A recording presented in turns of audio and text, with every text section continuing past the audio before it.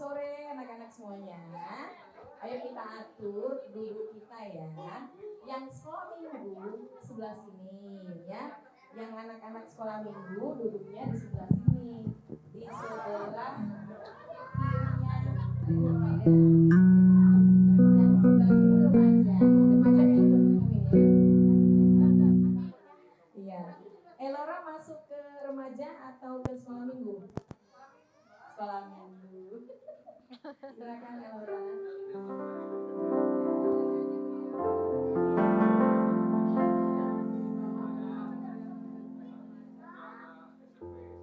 Coba lihat dulu sekolah minggu teman-temannya siapa yang belum ada? Ben. Itu Ben udah status. Siapa lagi?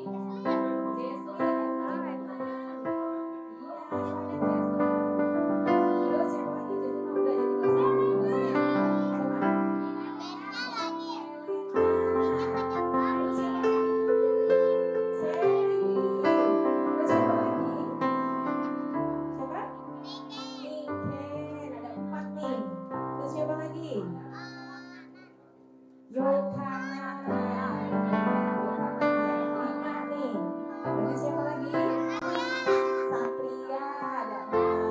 Terus siapa lagi?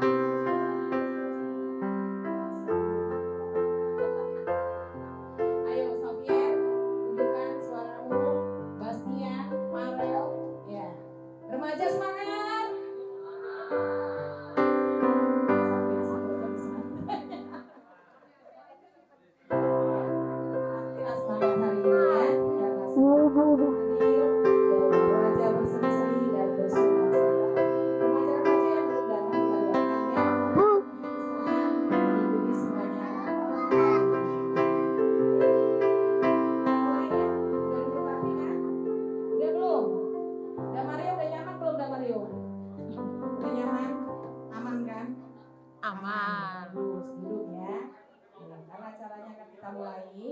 jadi bisa duduk tenang, terus kita merasa nyaman dan aman, lalu kita mulai, oke?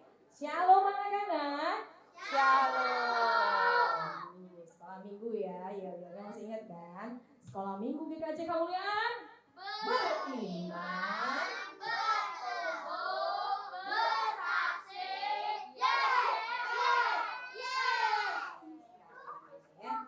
udah kenceng ya. Kita dengarkan dulu nih yang remaja ya. Oke. Remaja GKJ Kemuliaan.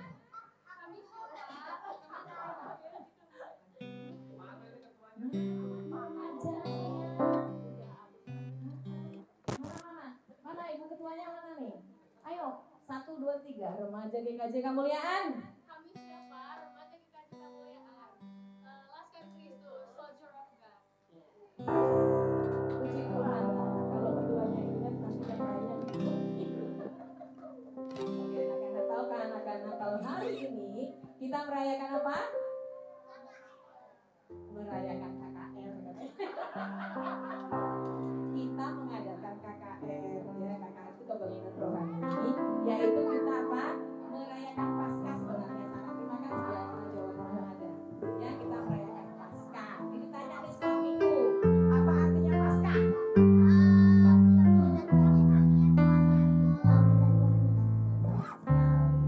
Kebangkitan Tuhan Yesus ya. Kita baru merayakan berapa hari yang lalu ya. Tuhan Yesus bangkit. Kebangkitan Tuhan Yesus membuktikan kemenangannya atas kuasa maut, dosa dan iblis, sehingga menjadikan kita anak-anaknya jadi pemenang. Seperti judul tema KKR kita hari ini adalah, siapa yang tahu?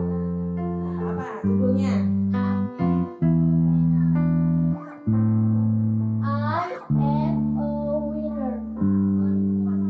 1, 2, 3.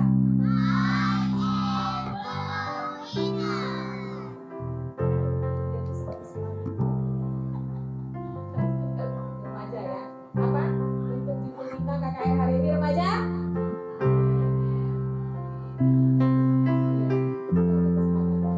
Betul. I am a winner. Aku adalah pemenang. Sama-sama kita namakan. Aku adalah pemenang. 1, 2, 3. Sekali lagi lebih semangat.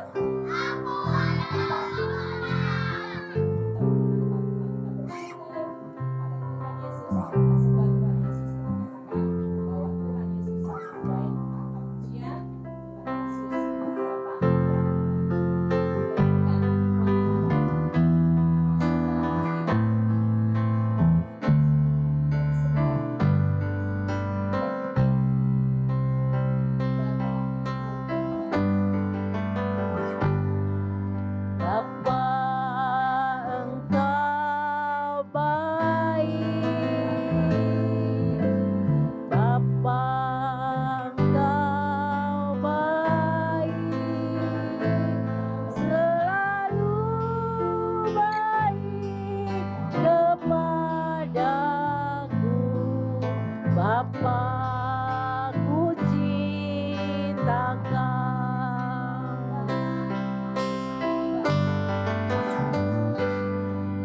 Bapa engkau baik, Bapa engkau baik, kau selalu baik kepadaku,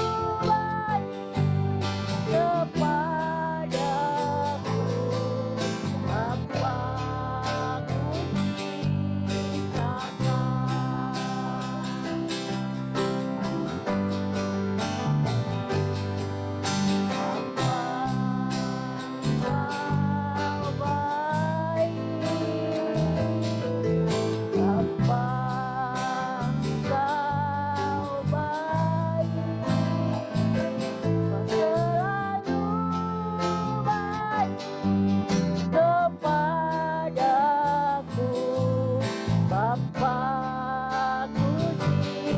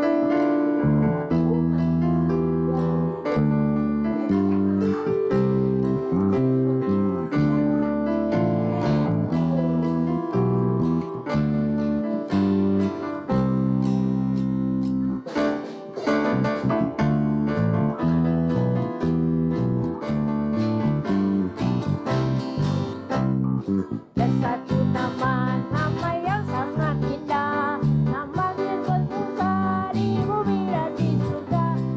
Dia telah mati tebus dosa manusia, dia telah bangkit mengangkat kita semua.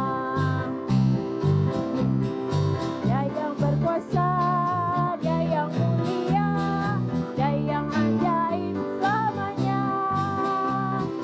Dia yang berkuasa, dia yang mulia, dia yang ajaib selamanya.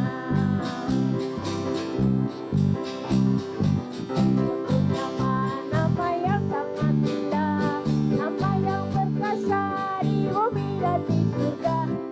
Dia telah mati tebus dosa manusia, dia telah bangkit mengangkat kita semua. Yesus, dia yang berkuasa, dia yang mulia, dia yang ajaib selamanya.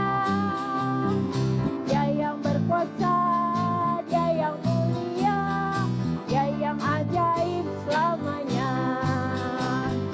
Dia yang berkuasa, dia yang mulia, dia yang ajaib selamanya. Dia yang berkuasa, dia yang mulia, dia yang ajaib selamanya. Dia yang ajaib selamanya. Dia yang ajaib selamanya.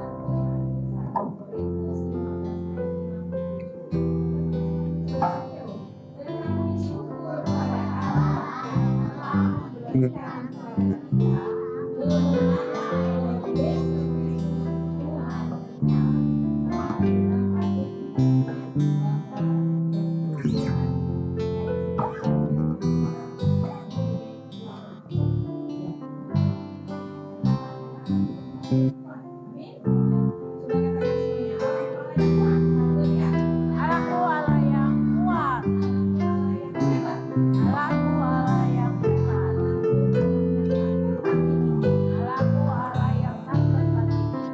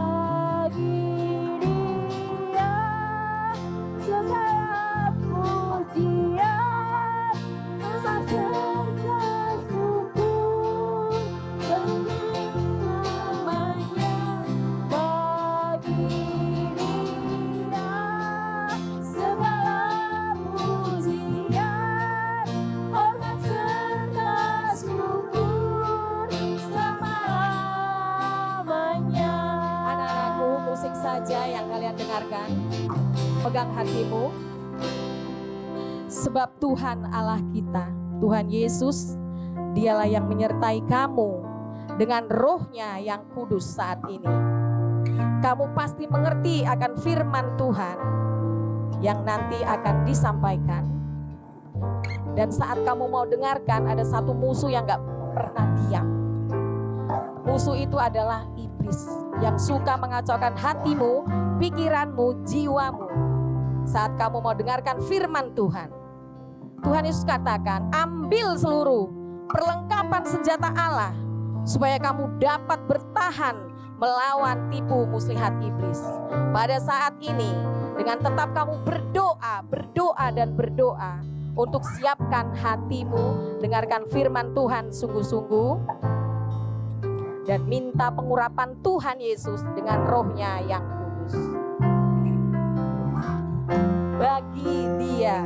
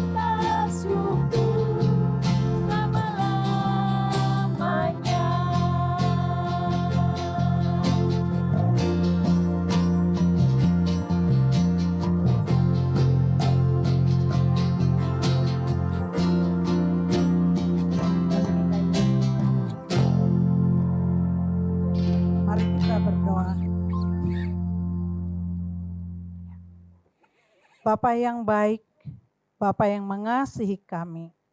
Kami mengucap syukur Tuhan, sore ini kami diberikan waktu yang baik, tempat yang baik untuk kami bersama-sama merenungkan kasih Tuhan melalui firman-Mu. Tuhan Yesus, tolonglah kami semua, baik anak-anak yang hadir, orang tua, guru sekolah minggu, hamba-Mu, kuasai kami dengan Roh Kudus-Mu, supaya kami sungguh-sungguh boleh menikmati kebenaran firman Tuhan. Dan hati kami mau siapkan menjadi tanah yang subur, tanah yang gembur, yang mudah dibentuk, yang mudah ditanami oleh firman Tuhan. Sehingga firman Tuhan itu nanti bertumbuh dalam hidup kami, menghasilkan buah-buah kebenaran dalam hidup kami. Tolong kami Tuhan. Roh Kudus, berikan pengertian kepada kami semua, supaya kami makin mengenal-Mu dan kami bisa duduk tenang, menguasai diri kami. Roh Kudus, kami percaya Roh Kudus ada di hati kami, di hidup kami dan di ruangan ini, menguasai, mengendalikan semuanya. Kami menyerahkan jam firman Tuhan sore ini dalam nama Tuhan Yesus, Juru Selamat kami. Haleluya. Amin. Nah, siapa yang punya dompet? Duitnya banyak. Siapa yang biasanya punya dompet? Mama. Oh, ada yang nunjuk tuh, mama atau papa ya. Taruh, uangnya banyak. Siapa yang mau punya uang banyak? Wah, iya. Mau ya. Tinggal pilih mau yang mana, mau yang merah, yang biru. Oh, yang merah. Kenapa yang merah? Kenapa yang biru? Kenapa yang biru? Mahal. Ya, yang merah paling mahal. Ya. Nah, benar. Tapi suatu hari dibalikin sini, ke sini ke saya, maaf. Nah, jadi suatu hari ibunya Andi teriak-teriak, "Andi, aduh, kamu mencuri uang mama." Andi, "Hah? Uang mama?" Mama Andi hari itu pagi-pagi mau bayar tukang sayur, habis beli sayur. Waktu buka dompetnya, uangnya nggak ada. Tadi ayah ngasih uang selembar yang merah tuh buat beli sayur hari ini. Waktu dibuka, nggak ada. Kemana? Mama Andi bilang gini dalam hatinya, nggak ada lagi, pasti anak saya yang namanya Andi yang ambil uang saya. Wah, Andi kaget, dipanggil lagi, "Andi, kamu ambil uang saya ya?" Andi bilang, "Enggak mah, enggak, sungguh Andi enggak ngambil." "Wah, kamu bohong, ngaku." Mamahnya maksa Andi supaya ngaku. "Sini kamu," dipegangin tangan Andi. "Ayo ngaku, kamu ambil ya?" Wah, kata Andi, "Mah, sungguh mah Andi enggak." Aduh, Andi sedih sekali hari itu. Kenapa? Karena mamahnya menuduh Andi mencuri. Andi memang pernah mencuri uang mamahnya. Tapi dulu waktu dia belum percaya kepada Tuhan Yesus. Waktu Andi belum percaya Tuhan Yesus, dia nakal. Dia nggak nurut sama mamanya. Kalau disuruh buat PR, nanti mah. Kalau disuruh cepat mandi, nanti mah. Mamanya harus panggil 3 kali sampai 5 kali baru nurut. Itu nggak nurut namanya ya kalau dipanggil berkali-kali. Dan Andi juga pernah mencuri uang mamahnya. Tapi setelah Andi percaya kepada Tuhan Yesus, Andi tahu ada Tuhan Yesus di hatinya. Dia bilang, "Saya sudah percaya Tuhan Yesus, saya tidak mau mencuri lagi." Makanya waktu mamanya bilang, "Andi, kamu mencuri uang mama ya?" "Tidak mah, tidak." Mamahnya tetap nggak percaya. Nah, Karya mau tanya, di sini siapa yang pernah mencuri? Ya nggak apa-apa. Ya, Karya pernah mencuri. Karya mencuri gambar di sekolah minggu gara-gara nggak dikasih gambar sama guru sekolah minggu. Jadi diam-diam Karya ke meja ambil. Ya, namanya itu mencuri. Kalau mencuri itu dosa bukan?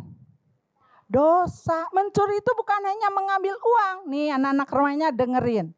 Kalau kamu waktunya belajar, tapi kamu gunakan untuk nonton YouTube, nonton TikTok, kamu sudah mencuri waktu untuk belajar.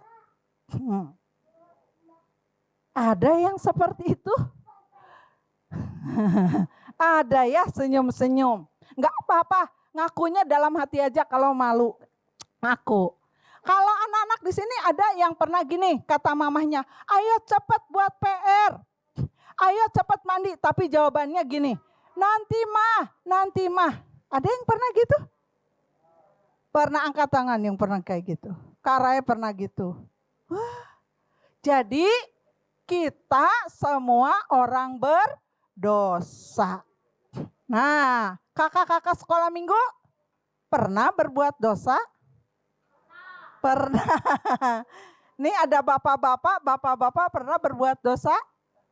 Pernah. Nah, Andi juga orang berdosa, tapi hari itu memang Andi tidak mencuri uang mamahnya karena dia sudah bertekad dalam hatinya, "Saya sudah percaya Tuhan Yesus, saya tidak mencuri uang mama lagi." Terus mamanya bilang gini, "Andi, awas ya, kalau kamu nggak ngaku, kamu tidak boleh ke gereja, kamu tidak boleh ikut perayaan Paskah. Mama nggak akan antar kamu." Karena apa? Kata mamanya, "Percuma kamu ke gereja, tapi kamu tetap mencuri. Waduh, Andi tambah sedih. Kenapa? Dia tidak mencuri, tapi dia dituduh mencuri, dan terutama Andi sedih karena tidak bisa ikut acara Paskah. Dia sudah membayangkan nanti di Paskah itu bakal ada lomba menghias telur, ada game, dengerin cerita firman Tuhan. Dia sudah membayangkan. Karena Andi sudah percaya kepada Tuhan Yesus, dia bersemangat untuk dengar firman Tuhan. Anak-anak, Kak Raya mau kasih tahu. Nah, adik-adik yang remaja juga, Kak Raya mau kasih tahu. Setiap orang yang sudah sungguh-sungguh percaya kepada Tuhan Yesus akan punya semangat belajar firman Tuhan. Tapi kalau kamu masih males-males belajar firman Tuhan, lebih memilih lihat TikTok, IG, YouTube, perhatikan. Jangan-jangan percayamu kepada Tuhan Yesus belum sungguh. Karena lebih memilih hal yang tidak baik. Nah, sama nih anak-anak yang masih kecil juga. Kalau kamu masih memilih tidak taat ke mama, jangan-jangan kamu juga belum sungguh-sungguh percaya kepada Tuhan Yesus. Karena anak yang sudah percaya kepada Tuhan Yesus, sebetulnya di dalam dirinya ada kuasa Roh Kudus. Nah, Andi bilang, aduh saya mau Paskahan, gimana ya? Tapi mamahnya tetap, pokoknya kamu tidak ngaku sama mama, kamu tidak bisa ke gereja. Nah, Andi jadi ingat cerita gurunya. Andi di sekolah mendengar cerita gurunya. Gurunya bercerita, Tuhan Yesus itu Allah yang datang ke dunia. Allah itu berkuasa. Dia bisa jadi apa saja. Tapi Allah memilih jadi manusia. Kenapa? Karena yang dikasihinya adalah manusia. Yaitu kamu dan saya. Allah tidak memilih jadi malaikat waktu datang ke dunia.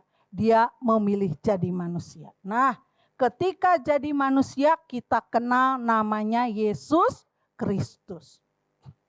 Ketika Tuhan Yesus pakai tubuh manusia kayak kita, ada hidungnya, bisa diraba, bisa dideketin, bisa dipegangin waktu jadi manusia. Sama kayak kita, lapar perutnya, haus, sedih, nangis, pernah. Tapi ada yang beda satu. Apa yang membedakan? Dia tidak pernah berdosa. Bilang, Tuhan Yesus tidak berdosa. 1, 2, 3. Kamu dan saya dilahirkan dengan membawa sifat dosa. Nggak diajarin bohong, nggak diajarin marah, nggak diajarin nyontek, nggak diajarin membenci. Kamu bisa lakukan itu semua. Ada mamahnya di sini yang ngajarin nanti bohong ya? Ada? Enggak. Nanti kamu mencuri ya? Enggak kan? Enggak ada sekolah untuk berbuat dosa, enggak ada. Tapi kenapa ya kamu dan saya suka berbuat dosa? Alkitab bilang karena kita dilahirkan dalam keadaan berdosa. Ayo anak remaja tolong bacain Mazmur 51 ayat 7. Mazmur 51 ayat 7. Bacain. Yuk. Mazmur 51 ayat 7. Ayo anak remaja udah cepat ya. 1, 2, 3. Salah kok ayat 7. 51 ayat 7 betul. Ayat 6. Ayat 6-nya. Apa? Oh. Ayat 7 bukan ayat 7. Sesungguhnya ya ayat 7, bukan itu ayat 8. Kamu ngeklik ayat 8 itu. Ya. Ayat 7, sesungguhnya 1, 2, 3.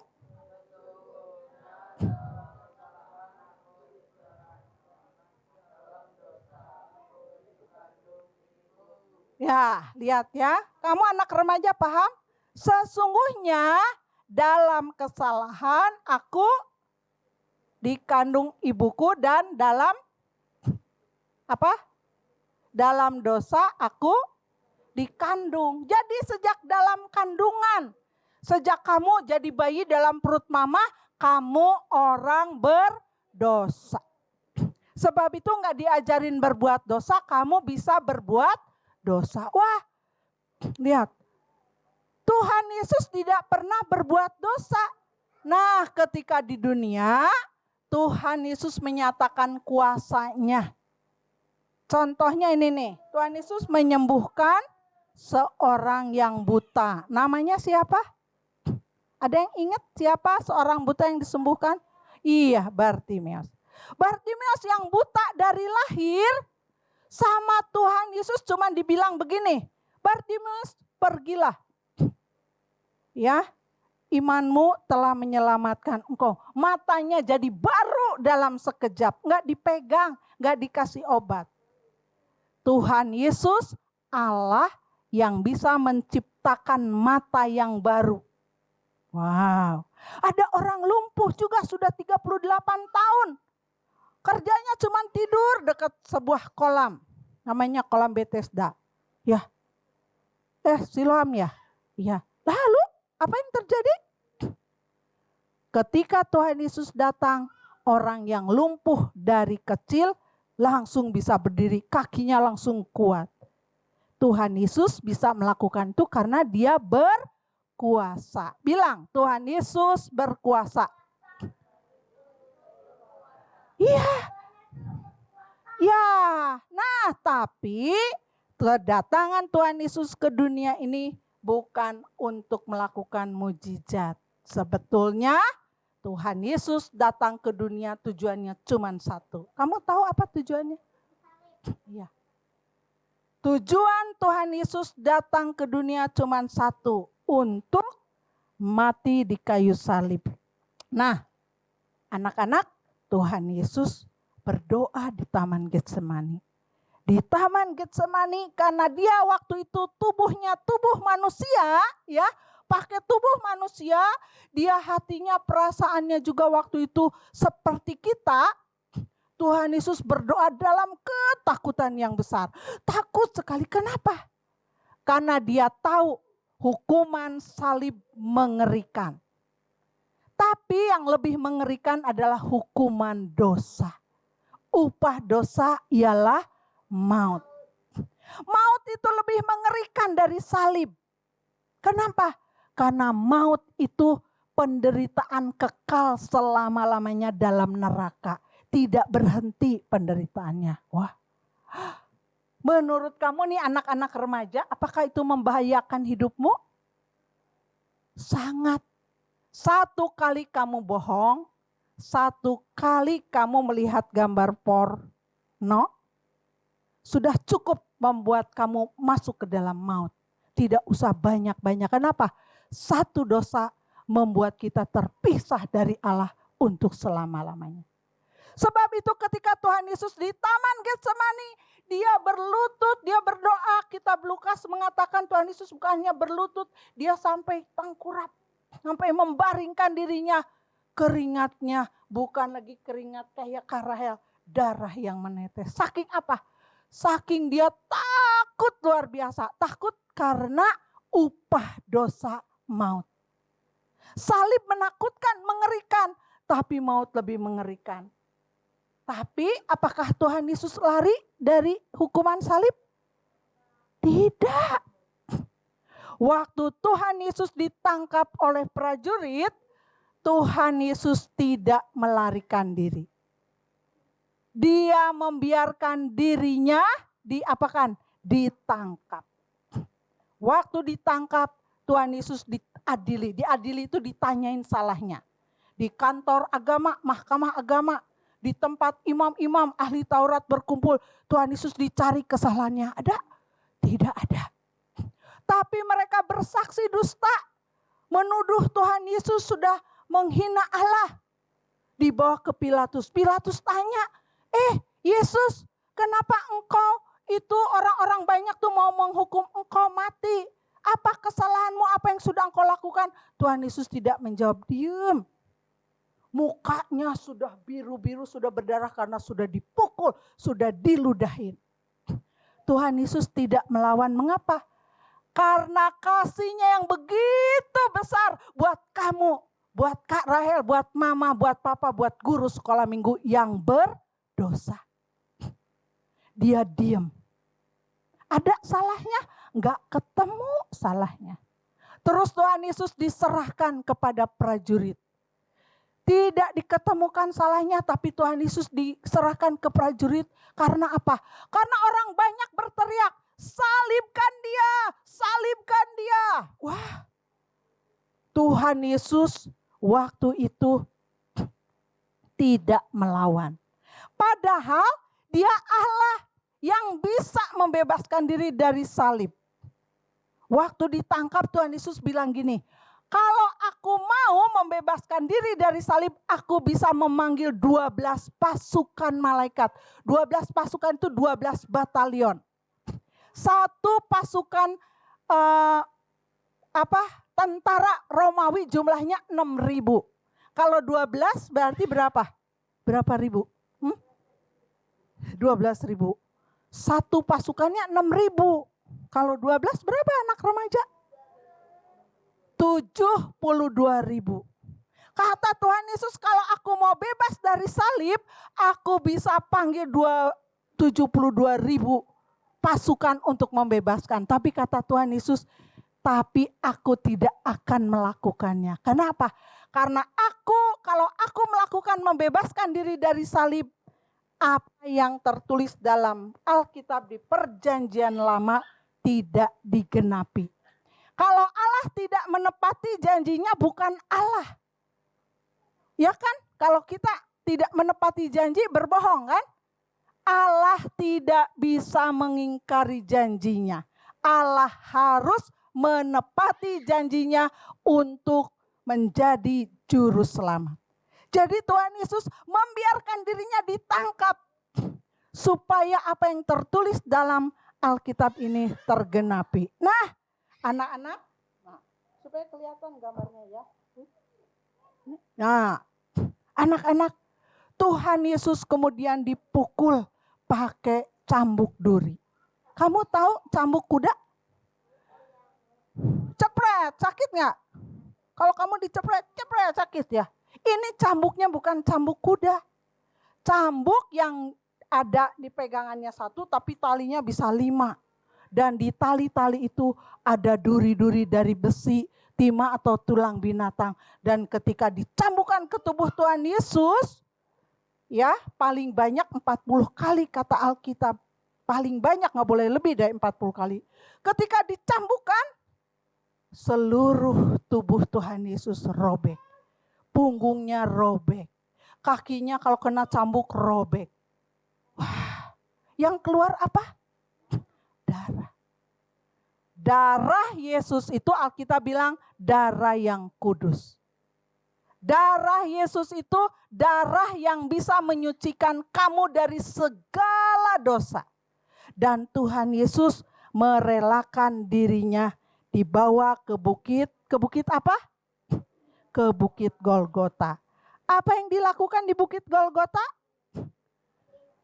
Ya, Tuhan Yesus disalibkan di antara 2 orang penjahat. Tuhan Yesus penjahat bukan? Bukan. Tapi Tuhan Yesus diperlakukan seperti penjahat. Buktinya apa?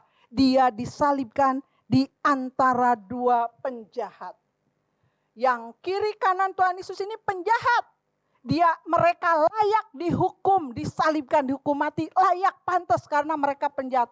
Tapi Tuhan Yesus bukan penjahat. Tuhan Yesus rela menanggung penderitaan. Tangannya yang biasa melakukan perbuatan baik, tangannya harus dipaku. Kakinya yang biasa dipakai pergi ke berbagai kota desa untuk menceritakan kasih Allah, kakinya harus dipaku. Tuhan Yesus seperti penjahat padahal dia bukan penjahat. Yang penjahat itu siapa? Kamu dan saya. Ketika kamu berbuat dosa, bohong, tidak taat, lihat gambar porno, menghabiskan waktu untuk TikTok dan IG, kamu sedang menjadi musuh Allah.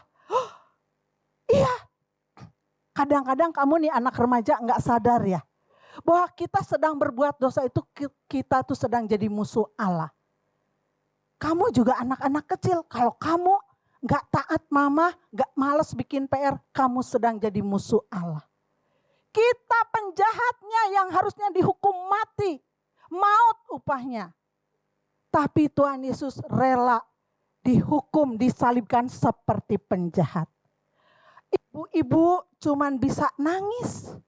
Kasihan, Yesus kasihan, gak bisa nolong. Penderitaannya berat. Gambar ini masih bagus, gambar Karahel. Yang sebetulnya seluruh tubuh Tuhan Yesus hancur. Wajahnya, kata kitab Yesaya, wajahnya buruk sampai orang tidak ada yang mau melihatnya. Karena sudah ditinju dan dipukul berkali-kali. Seluruh tubuhnya berdarah sebetulnya. Hancur. Makanya Tuhan Yesus waktu memikul kayu salib nggak bisa pikul. Harus dibantu Simon Kirene. Karena tubuhnya sudah hancur. Kamu bayangkan.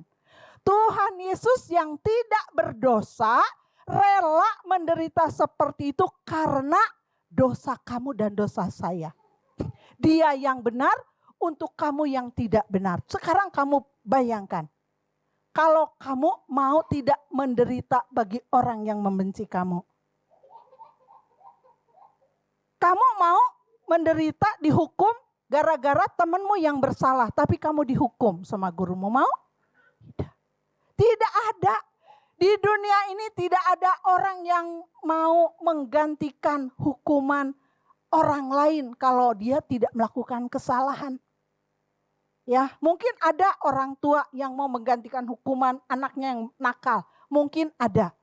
Tapi Tuhan Yesus mau menderita di kayu salib. Untuk apa? Alkitab mengatakan 1 Petrus 2 ayat 24. Ia sendiri telah memikul dosa kita di dalam tubuhnya di kayu salib. Jadi dosa kamu, dosa saya yang banyak yang gak bisa dihitung itu dibawa ke kayu salib, dipikul. 1 Petrus 2 ayat 24. Tuhan Yesus sendiri memikul, membawa dosa kamu ke kayu salib. Supaya apa? Supaya maut itu tidak berlaku. Supaya maut itu tidak bisa menemui kamu. Supaya kamu bebas dari maut. Apakah kamu percaya Tuhan Yesus sudah memikul hukuman dosa kamu di kayu salib? Percaya? Percayanya sungguh-sungguh atau ikut-ikutan teman? Kamu anak-anak remaja, percayakah Tuhan Yesus memikul seluruh hukuman dosamu di kayu salib? Percaya? Ingat ya, karena mau kasih tahu, percayanya bukan ikut-ikutan karena mamahmu Kristen, papahmu Kristen, kamu jadi orang Kristen, bukan. Tuhan Yesus ingin kamu mempercayai apa yang sudah dilakukannya bagi kamu di kayu salib. Penderitaan Tuhan Yesus tidak sampai di situ. Tuhan Yesus diolok-olok, diejek, sudah kesakitan, tubuhnya sudah hancur, prajurit ngejek. Imam-imam juga mengejek. Imam-imam bilang gini, hei, katanya engkau Kristus, turun dari kayu salib, selamatkan dirimu. Penjahat, salah satu penjahat di sebelahnya juga sama, bilang, katanya engkau Kristus, katanya engkau berkuasa, turun, selamatkan dirimu dan selamatkan kami. Tuhan Yesus melawan? Tidak. Para prajurit mengejek Tuhan Yesus. Dan Alkitab-kitab Mazmur mengatakan jubahnya diundi. Dan ketika Tuhan Yesus di kayu salib digenapi. 1000 tahun sebelum Tuhan Yesus disalibkan, jubahnya diundi, sudah ditulis dalam kitab Mazmur. Wah. Sebab itu Tuhan Yesus harus mati di kayu salib untuk menggenapi apa yang tertulis dalam perjanjian lama. Allah harus menepati janjinya untuk jadi juru selamat bagi kamu dan saya. Anak-anak, Tuhan Yesus mati terus. Dia mati bukan karena kehabisan darah. Dia mati bukan karena tangan dan kakinya dipaku, bukan. Yohanes 19 ayat 31 mengatakan Tuhan Yesus mati menyerahkan nyawanya. Yuk ucapkan, Tuhan Yesus mati menyerahkan nyawanya. Tuhan Yesus berkuasa atas nyawanya. Tuhan Yesus berkata di Yohanes 10, aku berkuasa menyerahkan nyawaku dan aku berkuasa mengambilnya kembali. Sebab itu apakah Tuhan Yesus mati terus? Tuhan Yesus mati terus? Tidak. Tuhan Yesus kemudian pada hari yang ketiga dia bangkit. Kenapa dia bangkit? Dia bangkit untuk menyatakan kuasanya. Bahwa dia lebih berkuasa dari maut. Ketika Tuhan Yesus bangkit, Tuhan Yesus sudah menang atas maut. Dan jika kamu percaya kepada Tuhan Yesus, jika kamu bagaimana? Percaya. Jika kamu percaya kepada Tuhan Yesus yang mati di kayu salib dan bangkit pada hari yang ketiga, maut tidak berlaku. Maut sudah dikalahkan. Ya, tadi ayat hafalannya apa? 1 Korintus 15 ayat 57. Tetapi syukur kepada Allah yang telah memberikan kepada kita kemenangan oleh Tuhan kita. Tuhan Yesus sudah menang atas maut.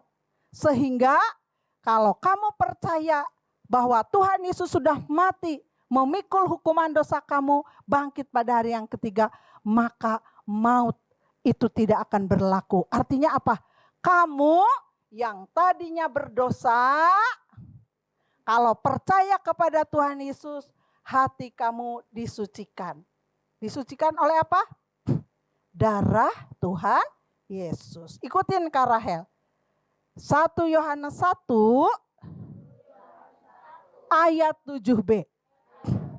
Dan darah Yesus, anaknya itu menyucikan kita daripada segala dosa. Sekarang Kare mau tanya dulu. Siapa yang hari ini mau bilang sama Tuhan Yesus? Tuhan Yesus, aku sungguh-sungguh percaya, sungguh-sungguh percayanya. Bukan ikut-ikutan teman, bukan ikut-ikutan mama papa. Tapi aku percaya dari hatiku sendiri bahwa engkau sudah memikul hukuman dosaku dan mati menyerahkan nyawa, bangkit pada hari yang ketiga. Siapa? Karena mau lihat anak yang sungguh percaya dari hatinya, boleh angkat tangan. Anak remaja jangan malu, boleh angkat tangan. Karena mau lihat. Puji Tuhan, puji Tuhan. Adik-adik yang kecil ada?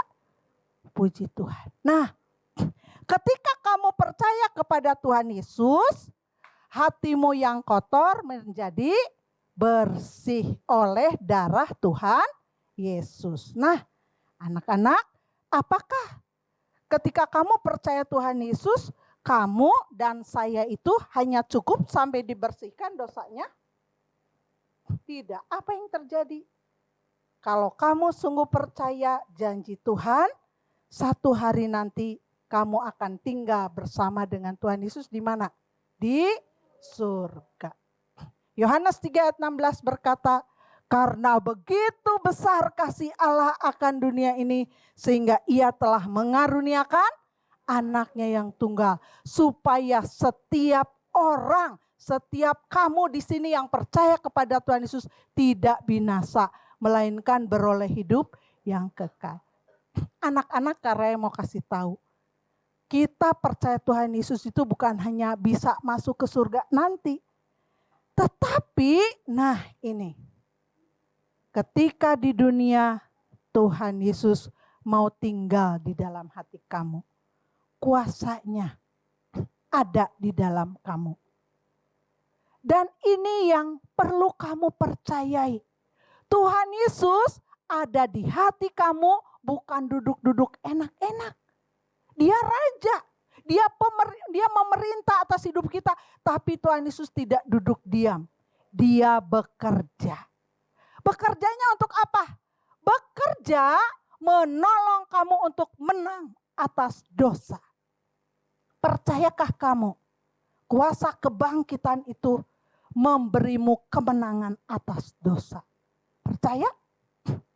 Tadi syukur kepada Allah yang telah memberikan kemenangan kepada kita oleh Yesus Kristus Tuhan kita. Jadi kematian Yesus di kayu salib, kebangkitannya bukan hanya soal nanti kamu bisa ke surga. Tetapi ketika di dunia ini dia ada di hati kamu. Dia ada di hati kamu. Menolong kamu untuk menang atas dosa. Menang atas kesedihan. Menang atas kemarahan. Kalau kamu sungguh percaya Tuhan Yesus, percayalah kuasa kebangkitannya menolong kamu untuk berhenti marah. Menolong kamu berhenti benci orang. Menolong kamu berhenti menghabiskan waktu main TikTok, IG dan sebagainya. Kamu percaya anak-anak remaja? Percaya.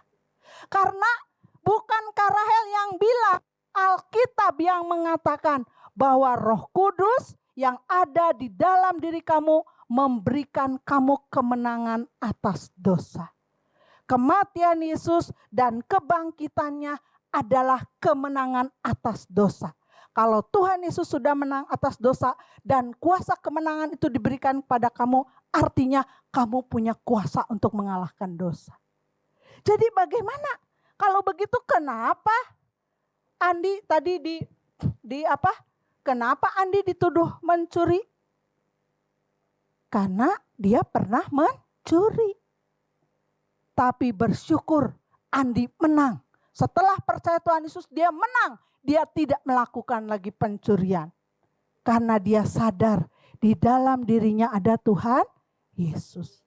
Pertanyaan Kak Rahel buat kamu. Siapa di sini yang sudah percaya Tuhan Yesus mau berkata kepada Tuhan, Tuhan mulai hari ini aku percaya aku punya kuasa kemenangan atas dosa. Siapa yang mau berkata seperti itu? Angkat tangannya. Jangan ragu-ragu. Yang tinggi kamu yakin. Bilang, Tuhan aku yakin dalam diriku ada kuasa kemenangan atas dosa. Sebab itu kalau tema hari ini bilang apa? I am a winner. Itu bukan hanya slogan, bukan hanya tema. Ingat, ingat, ingat terus sepanjang hidup kamu. Kamu adalah winner, pemenang. Pemenang atas apa? Pemenang atas dosa. Pemenang atas kesedihan. Pemenang atas masalah. Kita sedih. Itu bisa sedih karena kita manusia, tapi kita nggak akan sedih terus karena kita punya Roh Kudus yang menghibur kita. Ya, percaya anak-anak? Percaya.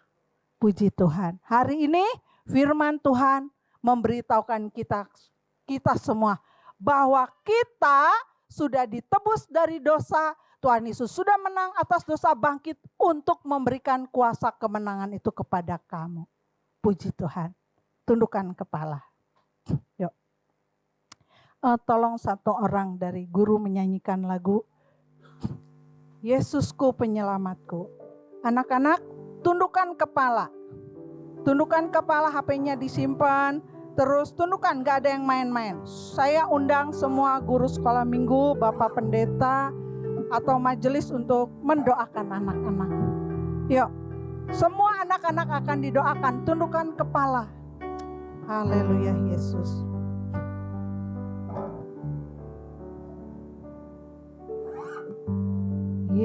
Yesusku penyelamatku, tiada yang seperti Engkau. Ku memuji keajaiban kasih.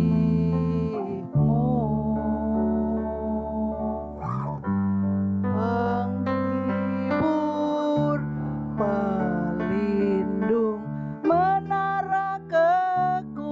kekuatan. Biarlah semua yang bernafas tak berhenti menyembahmu. Nyanyi dan bersoraklah bagi Dia, puji dan hormat kuasa bagi Raja. Gunung tunduk, laut bergelora mendengar namamu. Ku bersuka atas perbuatanmu, selamanya ku kasihi Engkau Tuhan. Tiada janji seperti yang ada padamu. Ya, sebelum guru-guru mendoakan, anak-anak ikutin Karai berdoa. Taruh tanganmu di dada, tangan kananmu taruh di dada. Semua yang tadi angkat tangan, yang mengatakan percaya kepada Tuhan Yesus, yang mengatakan percaya kamu diberi kuasa kemenangan, ikutin Karai berdoa. Tuhan Yesus, saya orang berdosa. Saya tidak layak dikasihi. Karena saya sudah memberontak kepadamu. Tetapi hari ini, saya mau mengatakan kepadamu Tuhan. Saya mau mengatakan dengan sungguh-sungguh. Saya percaya Tuhan Yesus sudah menderita, memikul hukuman dosa saya, dan mati menyerahkan nyawamu.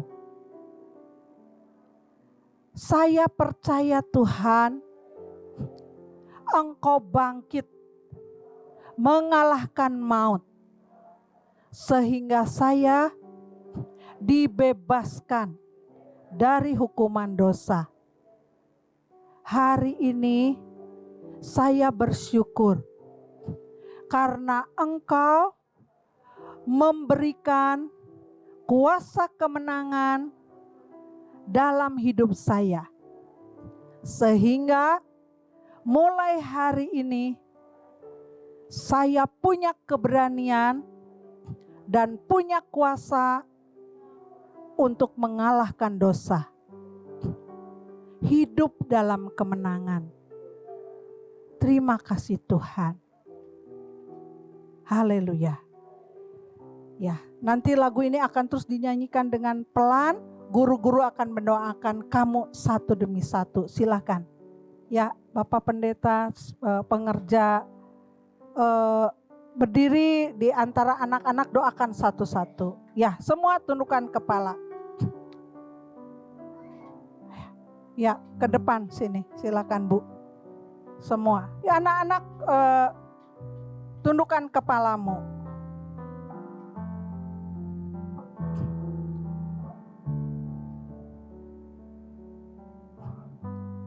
Penghibur Tuhan.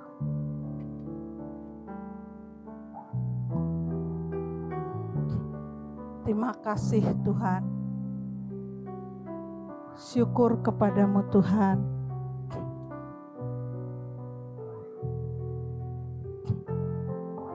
Apa namamu?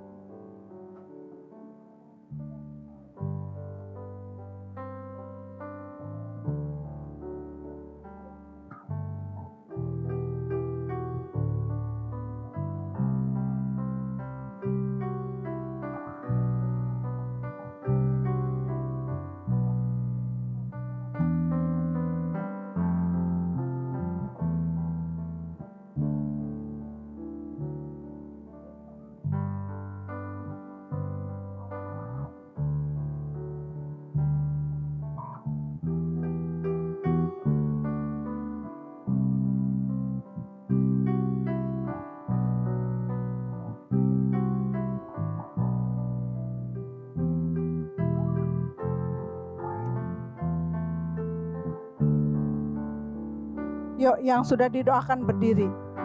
Yang sudah didoakan berdiri. Boleh ikut nyanyi. Yang sudah didoakan boleh ikut nyanyi. Ya. WL, singer, boleh maju.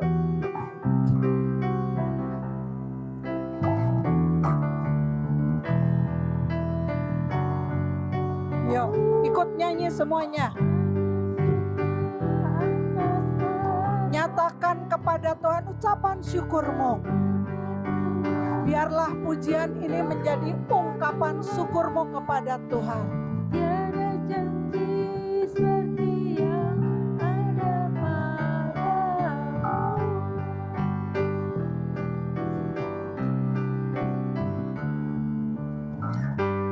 Yuk, kita nyanyikan sekali lagi dengan sepenuh hatimu.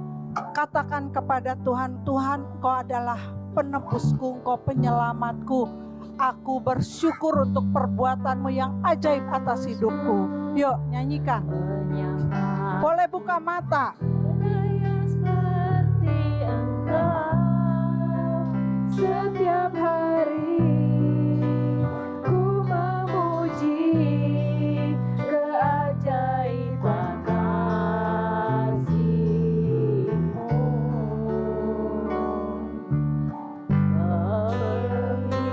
Penghibur, pelindung, menara kekuatan. Biarlah semua yang bernafas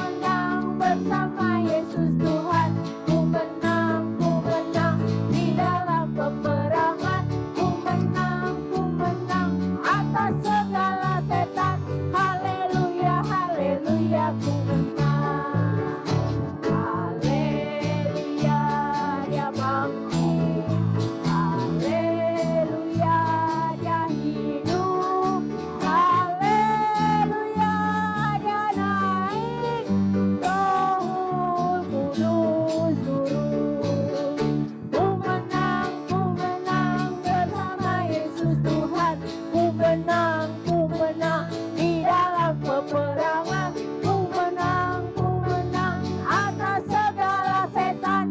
Haleluya, haleluya, ku menang. Ku menang bersama Yesus Tuhan. Ku menang adalah peperangan. Ku menang atas segala setan. Haleluya, haleluya, ku menang. Haleluya, dia bangkit. Haleluya, dia hidup. Haleluya, dia naik. Roh Kudus turun. Haleluya, dia bangkit. Haleluya, dia hidup. Haleluya, dia naik. Roh Kudus turun. Roh Kudus turun. Roh Kudus turun.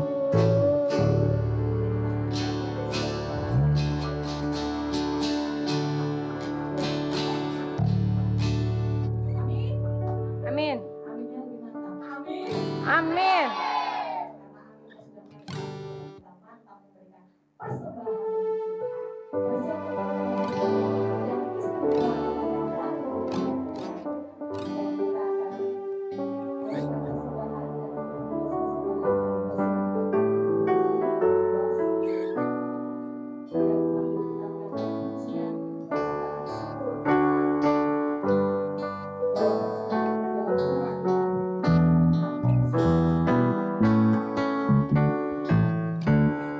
Bawa persembahanmu dalam rumah Tuhan dengan rela hatimu, janganlah ragu.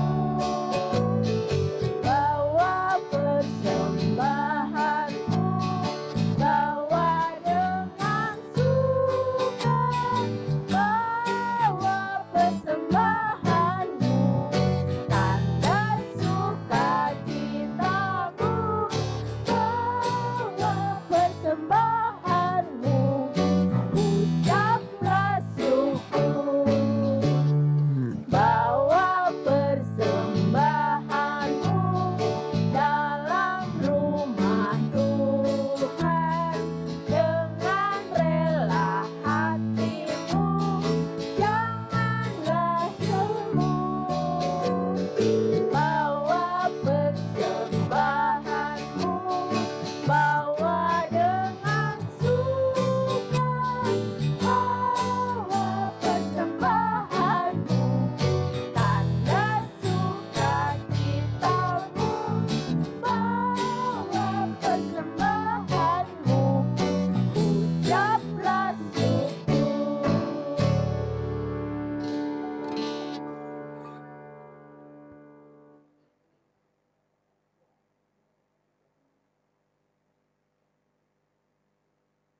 Mari semuanya kita bersatu dalam doa, kita naikkan doa Bapak Ibu kita berdiri.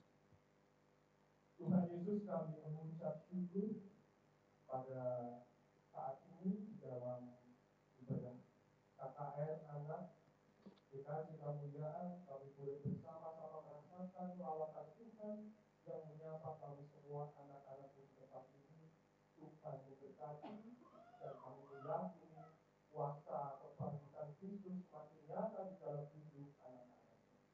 Kami mengucap syukur atas firman Tuhan yang juga boleh disampaikan oleh Bu Israel, juga semakin memberkati kami semua, khususnya anak-anakmu di dalam menghayati dan merayakan kematian dan kebangkitan Kristus untuk menebus dosa-dosa kami semua.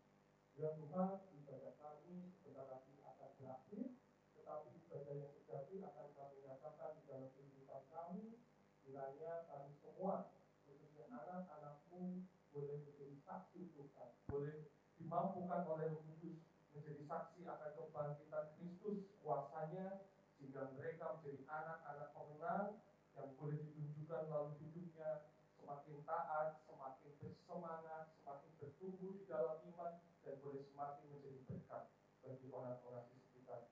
Terima kasih Tuhan, dan kami pun sebagai ungkapan syukur kami mengumpulkan persembahan sebagian dari berkat Tuhan yang sungguh luar biasa itu kami kumpulkan saat ini. Kiranya Tuhan berkati, Tuhan kuduskan, sehingga boleh menjadi pelayanan Tuhan di gerejamu ini, khususnya anak-anakmu di dalam persekutuannya, di dalam pelayanannya bersama-sama.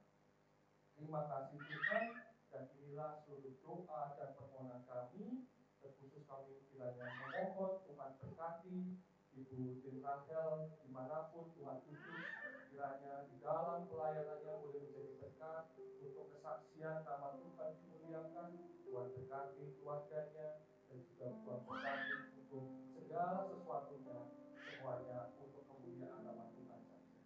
Terima kasih Tuhan, kami naikkan doa dan ungkapan syukur kami ini di dalam nama Tuhan Yesus Kristus yang senantiasa menyatakan berkat di dalam hidup kami. Kiranya kuasa kebangkitan Kristus senantiasa mengiringi langkah hidup kalian sekalian dari sekarang ini sampai selama-lamanya, dan jadilah anak-anak pemenang. Di dalam nama Allah, Bapa, Putra, dan Roh Kudus. Yang percaya katakan, Bapa.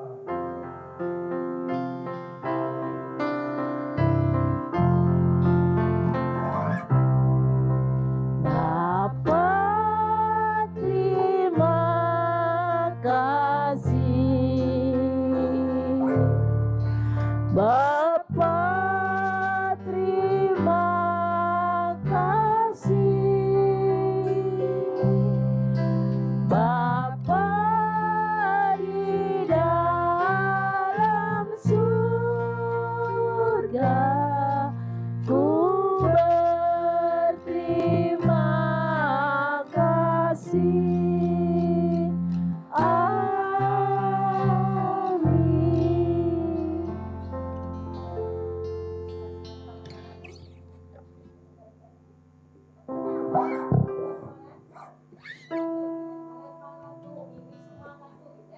Ada semangat Bu? Ini semangatku. Ini semangatku.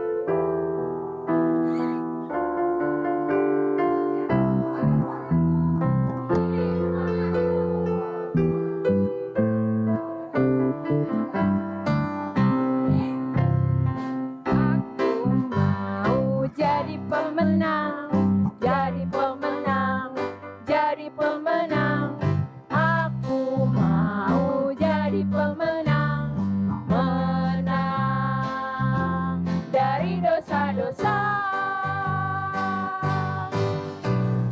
Aku bisa jadi pemenang, jadi pemenang, jadi pemenang. Aku bisa jadi pemenang karena Yesus menolongku. Menang dari kemalasan, menang dari marah,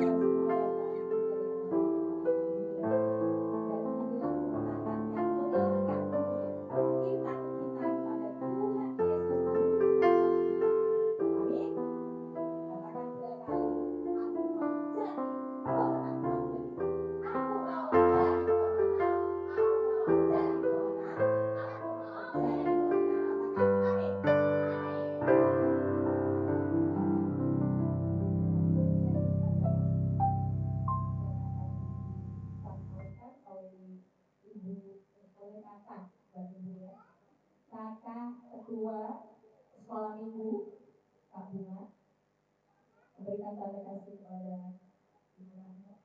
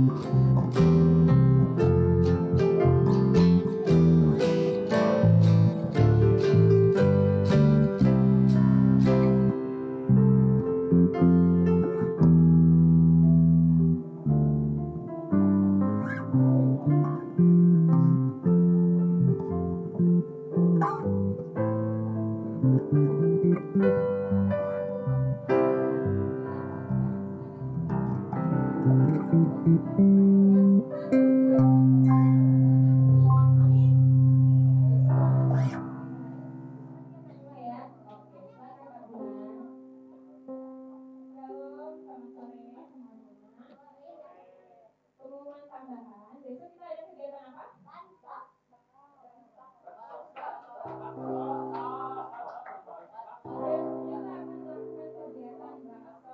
peduli COVID buat orang-orang yang menurut kalian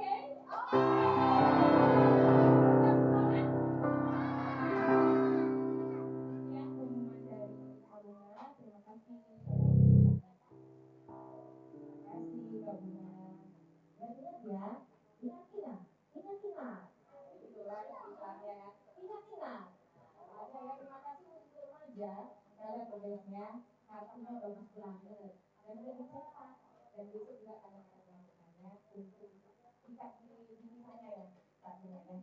Terima kasih untuk pengumuman dari kartunya dan melanjutkan untuk kita foto bersama, betul kan? Oke, diatur kan bagaimana posisinya yang merasa badannya kecil di depan. Ya, berarti aku di depan kan ya kan? Oke, yang merasa badannya mungil, jangan gitu ya. Mungil di depan, yang badannya tinggi. Iya. Bagaimana kan teknisnya pengaturan foto ini kan? Bagaimana? Maju-maju yang merasa badannya tinggi akan sini. Udah panggil aja langsung merah. Yang tinggi. Memang kalian